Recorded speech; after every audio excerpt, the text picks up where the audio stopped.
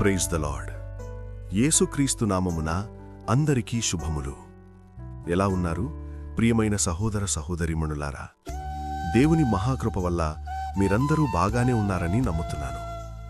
సరే, ఈరోజు మనం దేవుని వాక్యాన్ని చూద్దాం రండి.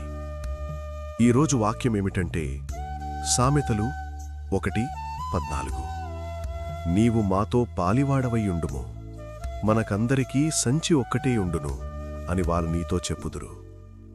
ప్రియులారా, ఈ వాక్యం మనకొక గొప్ప హెచ్చరికిస్తోంది.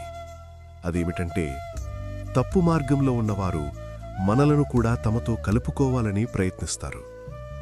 గుర్తుపెట్టుకోండి, మాతో రా, మాతో కలిసిపో, అందరం ఒక్కటే అని చెబుతారు. ప్రియులారా, ఇది కేవలం పాతకాలం విషయం కాదు. ఈ రోజుల్లో కూడా ఇదే జరుగుతోంది.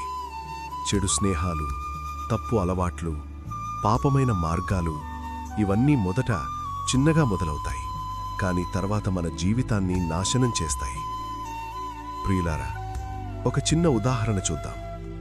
ఒక విద్యార్థి మంచిగా చదువుకుంటున్నాడు, కానీ కొన్ని స్నేహితులు వచ్చి చెబుతారు, రారా ఒకసారి బైక్ రైడ్ ట్రై చేద్దాం, ఇది పెద్ద విషయం కాదు అంటారు.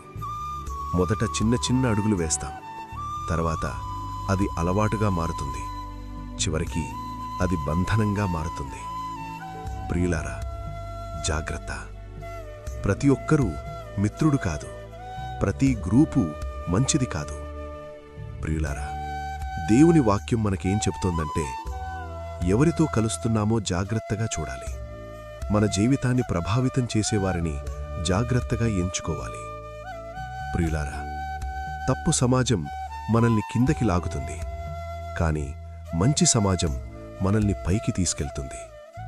అందుకే దేవుని మార్గంలో నడిచేవారితో కలవండి, నిజాయితీగా జీవించేవారిని ఎంచుకోండి.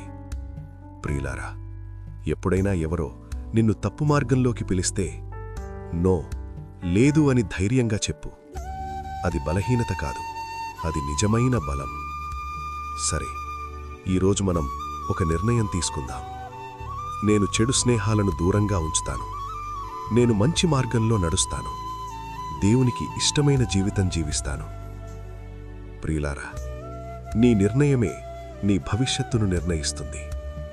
ప్రభువైన యేసుక్రీస్తు వారి కృప నీకును మీ కుటుంబాలకును నిత్యమూ తోడయుండి ఆశీర్వదించునుగాక. ఆమేన్.